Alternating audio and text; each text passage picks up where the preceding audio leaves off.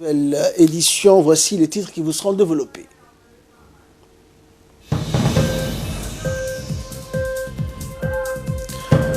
Une délégation chinoise de haut niveau est en tournée en République de Djibouti. Et une soixantaine de migrants meurent au large de la Tunisie. Bonsoir et merci à vous de nous rejoindre. Un forum sur les affaires s'est tenu ce matin au Djibouti Palace Kempinski. Cette conférence sur les investissements culturels et touristiques visant donc à faire progresser les échanges et la coopération avec Djibouti dans des domaines tels que la culture, le tourisme. Le principal objectif de ce forum est de partager mais aussi d'échanger les idées afin d'accroître les investissements et encourager les partenariats donc dans de nouveaux secteurs porteurs de croissance et encourager la coproduction et l'approvisionnement industriel local, identifier les intérêts communs entre les stratégies d'investissement chinoises et les priorités économiques de l'Afrique et créer ainsi le code financier et légal qui favorisera le succès commercial et industriel.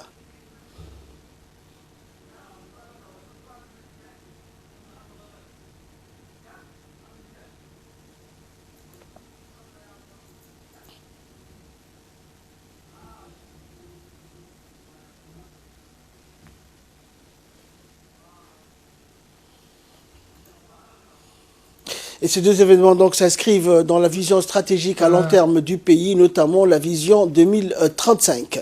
Le PDG donc de la société Touch Road, He Liu, dans son allocution a marqué d'un ton joyeux qu'aujourd'hui donc après des changements énormes sont survenus, l'économie djiboutienne s'est beaucoup développée, a-t-il indiqué. Je peux vous dire que nous ne quitterons jamais Djibouti et la Chine car nos deux peuples s'entendent, se connaissent et s'apprécient. Et de l'autre côté, le sous-chef du département de la culture et du tourisme de la province de Zhejiang a quant à lui déclaré que la coopération touristique n'était pas seulement un pan pour les Chinois et les Djiboutiens destiné à renforcer la coopération mutuelle et le progrès commun, mais aussi une base pour s'accepter. Donc nous saluons l'arrivée d'amis chinois avec le plus grand enthousiasme et la plus grande sincérité. Suivons cette fois les propos tenus par le président de la Chambre de commerce de Djibouti, Youssouf Moussa Dawale. Je voudrais d'emblée vous remercier de votre présence. Au nom du secteur privé djiboutien, de la Chambre de commerce de Djibouti, du personnel de la Chambre de commerce, de la direction, et en ma qualité de président du conseil d'administration de l'ANPI, nous souhaitions la bienvenue à la forte délégation d'un pays ami, la Chine. Soyez les bienvenus. Je ne veux pas être long, les discours ont été successivement peut-être très intéressants. Moi, je voudrais juste dire deux mots. Vous êtes chez vous. You are in your country, in your second country. What I understand, you come in 350 persons. We need the next time 700 people in Djibouti. Djibouti a besoin du tourisme chinois pour sa prospérité et son partenariat gagnant-gagnant. Nous vous remercions vivement le fait que vous aviez commencé votre visite à Djibouti en passant par Tanzania et en finalisant au Zimbabwe, de commencer par Djibouti. Je remercie vivement M. He, de Touch Road et l'ensemble des responsables ici présents. Et le secrétaire général du ministère chargé des investissements auprès de la présidence, Abdi Elmi Ashkil, a dans son allocution souligné que Djibouti, outre sa position géostratégique, a tous les outils et cadres donc qu'il faut pour faire des affaires. Nous l'écoutons. Pour atteindre ces objectifs passe inéluctablement par la formulation et la consolidation d'une politique vigoureuse de promotion des investissements. Chers opérateurs économiques, la République de Djibouti que vous visitez aujourd'hui est un État de droit qui assure la sécurité juridique des acteurs de la vie politique et économique. La bonne gouvernance, la transparence et l'efficacité sont des réalités tangibles dans les affaires publiques et privées. Les options politiques et économiques de Djibouti sont clairement affirmées, notamment la libre concurrence, la protection des propriétés privées, l'intégration régionale et continentale. C'est dans ce contexte que le document stratégique de vision 2035, adopté par le gouvernement, a été soumis aux partenaires au développement. Cette vision est bâtie sur un cadre macroéconomique qui prévoit une croissance économique moyenne de 7 à 8% sur le court terme et le moyen terme. Dans le cadre de la mise en œuvre de cette vision, le gouvernement entend mobiliser aussi bien des ressources internes que des ressources extérieures, dont celles du secteur privé local et étranger. Notre ambition est le développement d'une économie compétitive, seule en mesure d'assurer l'éclosion et le développement d'entreprises visibles, créatrices d'emplois, durables et de richesses. Et le ministre du Commerce, Hassan Mohamed Ibrahim, a quant à lui mis en exergue les atouts d'investissement à Djibouti avec la notion de terre d'échange et de rencontres comme dans une toile de fond. Voici les propos du ministre. Nous comptons 5 câbles sous-marins ainsi que 3 câbles terrestres en fibre optique reliant l'Asie et l'Europe en passant par le Moyen-Orient et l'Afrique de l'Est. Mesdames et messieurs, chers frères et sœurs, outre le secteur d'avenir de l'environnement économique national sur le plan local, régional et international, le pays dispose d'instruments juridiques performants, protecteurs, propices aux investisseurs internationaux et détenteurs d'une stabilité économique unique en Afrique. Prenant conscience de la valeur économique et stratégique non négligeable de la propriété industrielle pour les entreprises nationales, nous avons mis en place des actions ciblées dans ce domaine en vue d'obtenir un impact optimal à travers notamment l'adhésion à des conventions et traités internationaux porteurs de croissance, de compétitivité et de relance économique. Mesdames et messieurs, chers frères et sœurs, pour toutes ces raisons, Djibouti entend séduire les investisseurs étrangers.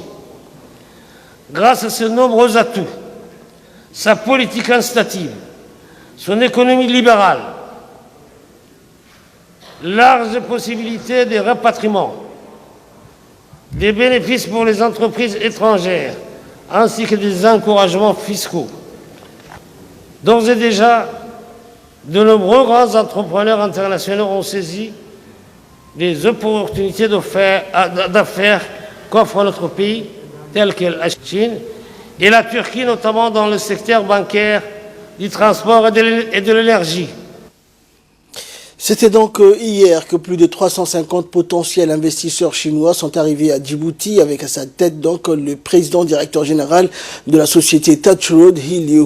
Cette importante délégation venue de la capitale provinciale du Zhejiang est à Djibouti pour 2 jours avec un programme touristique visant à promouvoir l'échange et la coopération avec la République de Djibouti dans des domaines tels que la culture, le tourisme et le commerce, en plus d'amener plus de voyageurs à Djibouti.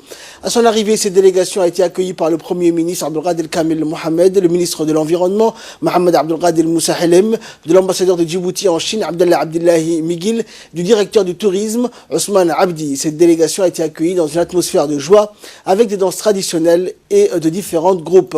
L'ambassadeur de Djibouti donc en Chine Abdallah Abdullahi Miguel a souligné que l'arrivée d'amis chinois avec le plus grand enthousiasme et la plus grande sincérité est importante pour les deux pays, et la coopération touristique n'est pas seulement un pan pour les Chinois et les Djiboutiens qui est destiné donc à renforcer la compréhension mutuelle et le progrès commun, mais aussi une base pour s'accepter.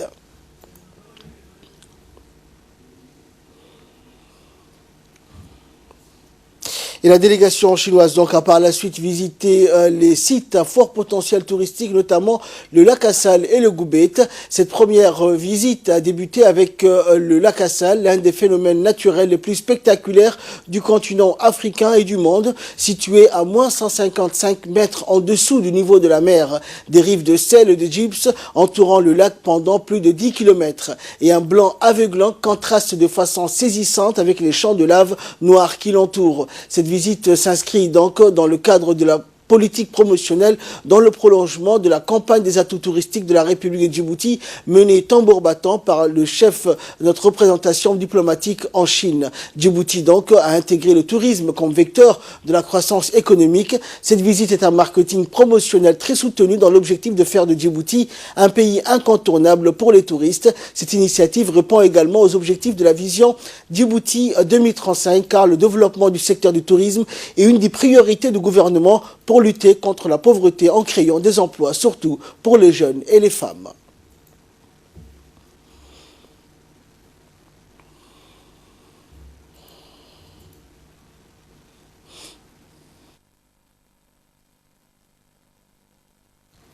Dans le reste de l'actualité, le ministre de la Communication chargé des postes et télécommunications, Radouane Abdillahi Badoun, a reçu aujourd'hui un accueil chaleureux lors de sa visite de prise de contact à Djibouti Télécom. Il a ensuite donc eu un entretien avec le directeur général de l'opérateur des télécommunications à Sowe et avant de visiter donc le centre de Haramous. Le ministre a débuté sa tournée de prise de contact ce matin par sa visite dans les locaux de Djibouti Télécom. Le ministre, accompagné des membres de son cabinet, a été accueilli par le directeur général Mohamed Asso Ebouh, mais aussi par l'ensemble des employés venus le saluer. Il a ensuite eu une réunion de travail avec le directeur général qui lui a fait une présentation globale de l'établissement et des hommes qui y travaillent. Le ministre, toujours accompagné du directeur général, a ensuite visité les grandes installations de l'opérateur de télécommunications à Haramous. Il a notamment suivi avec intérêt les explications de l'ingénieur Mohamed Ahmed. Après cette visite, le ministre donc a eu un entretien en tête-à-tête avec le directeur général de Djibouti Télécom. L'entretien donc a porté sur les efforts déployés par l'opérateur de télécommunications afin de faire du pays une plaque tournante dans ce domaine clé. Ils ont également évoqué le projet en cours de finalisation, Djibouti Télécom, qui est le plus important établissement placé sous la tutelle du ministère de la Communication et en effet l'une des entreprises publiques les plus dynamiques du pays.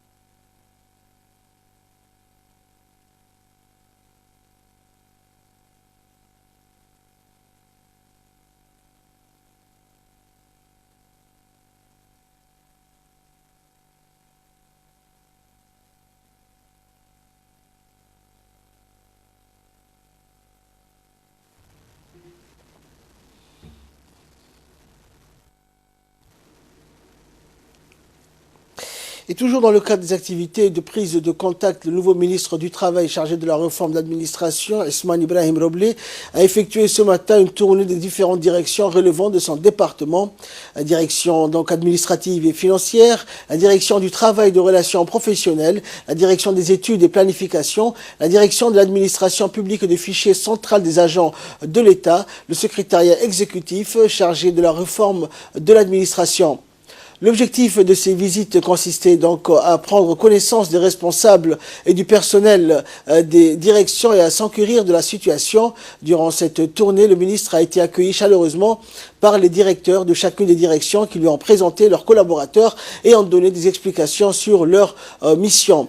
Ils ont également souhaité au nouveau ministre un mandat fructueux. Cette première journée de prise de contact s'est achevée par la visite du secrétariat d'État chargé de la réforme, secrétariat exécutif l'exécutif chargé de la réforme de l'administration. Le ministre était accompagné durant cette tournée par le secrétaire général Abdallah Ali Mohamed, du conseiller en communication Khadir Omar et de Koina Omar Dahilo, conseillère du ministre.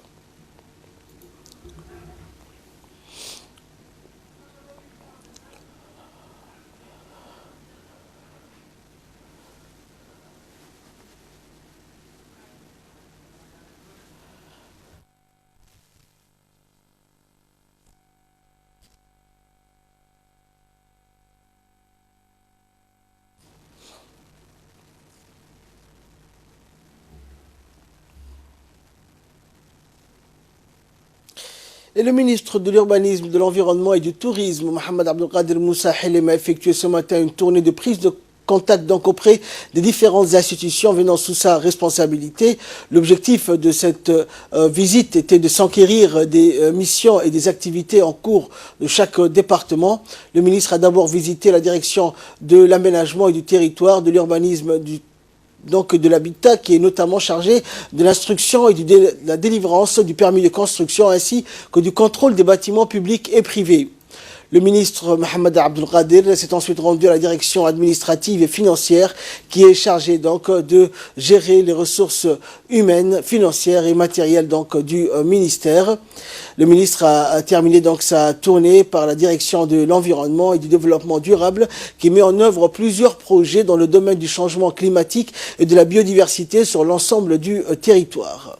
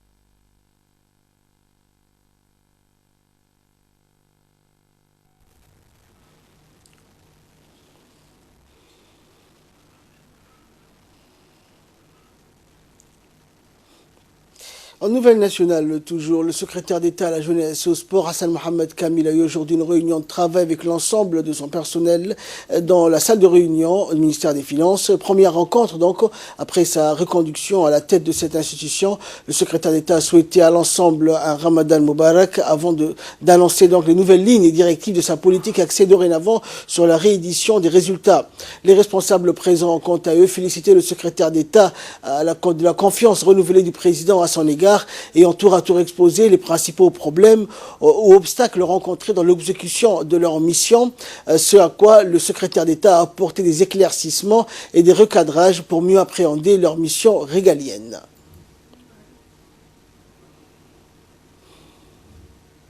Écoutons pour plus de précision les explications ou les propos du secrétaire d'État à la jeunesse ou au sport.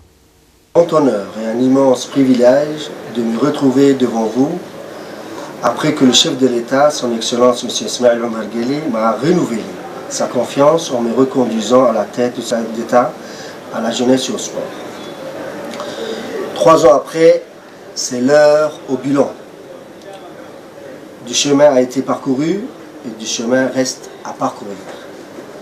Ces 3 dernières années ont été pour moi l'occasion de découvrir et m'adapter aux besoins des jeunes, mais aussi de comprendre les tenants et aboutissants de ces départements.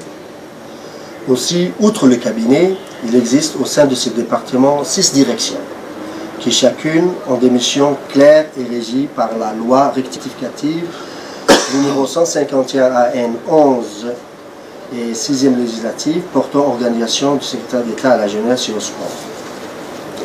Et conformément à celle-ci, chaque direction doit établir son plan de travail annuel en fonction de ses prérogatives et missions. Néanmoins, pour ce qui est du bilan, je ne remettrai pas en cause le travail accompli par les uns et les autres, ni remettre en doute vos compétences, mais tout simplement vous faire savoir que ce travail est insuffisant au regard de la responsabilité qui est la nôtre, à la jeunesse, qui représente environ 70% de la population. En effet, nous avons une très grande responsabilité qui demande plus d'efforts. Aussi, je vous exhorte à plus d'efficacité et de rigueur dans votre travail, qui doivent désormais être les maîtres mots de ce département. Je ne tolérerai pas aucun écart de conduite, ni du non-respect de la hiérarchie, qui sont source de conflits et d'anarchie. Le bon fonctionnement du département repose sur la bonne volonté de tous, dans la cohésion et l'esprit d'équipe.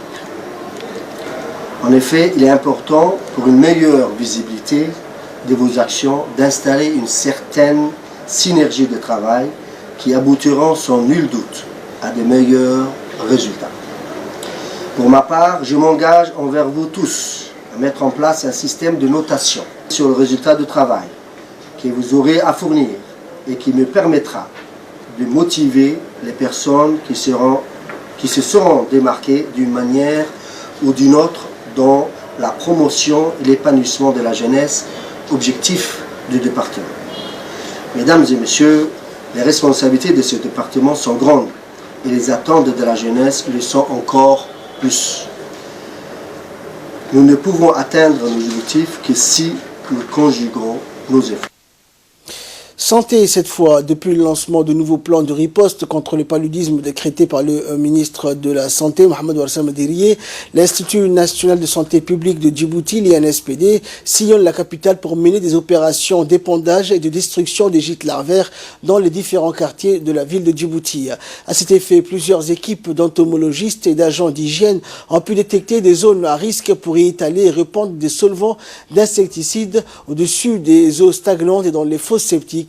À noter que l'efficacité de ces solvants est avérée pour éliminer les larves de moustiques avec un impact environnemental quasi nul.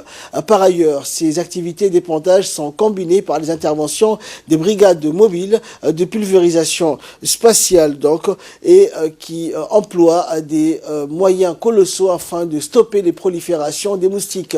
Leur mission consistait donc à mener de concert des activités d'envergure de lutte antivectorielle contre la prolifération des moustiques et des gîtes larvaires afin d'éliminer tout risque de transmission du paludisme.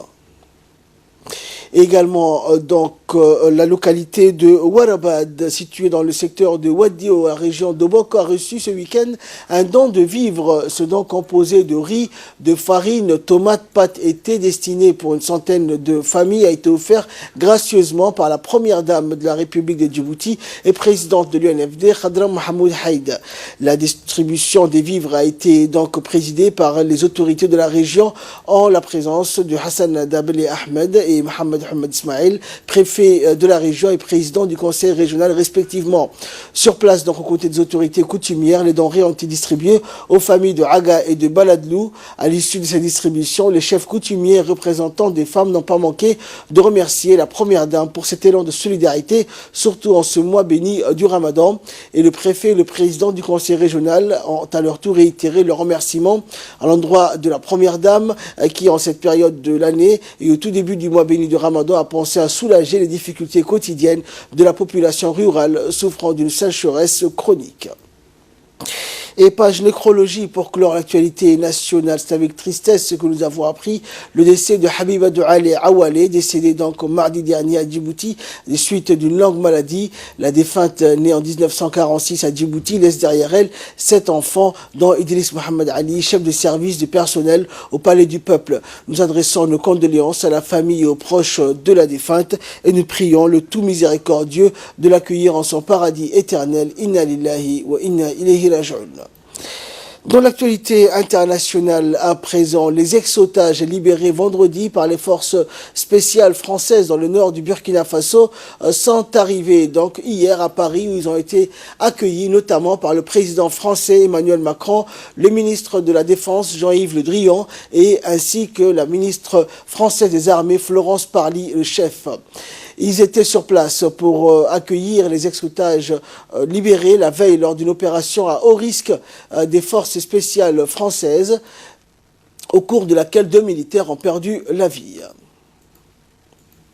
En Tunisie, cette fois, une soixantaine de migrants originaires en majorité de Bangladesh ont péri dans le naufrage de leur embarcation dans la nuit de jeudi à vendredi. Selon les responsables du Croissant Rouge, le naufrage a eu lieu en Méditerranée où les navires de l'opération anti-passeurs de l'Union européenne, Sophia, ont cessé d'intervenir et la plupart des bateaux humanitaires rencontrent des difficultés pour y accéder. Parmi les rescapés figurent 14 Bangladais, dont un mineur, un Marocain et un Égyptien. C'est ce qu'a précisé le Croissant Rouge qui a estimé qu'il n'y avait plus d'espoir pour les autres migrants. C'est tout pour ce journal. Merci de l'avoir suivi. Excellente soirée sur Télé Djibouti.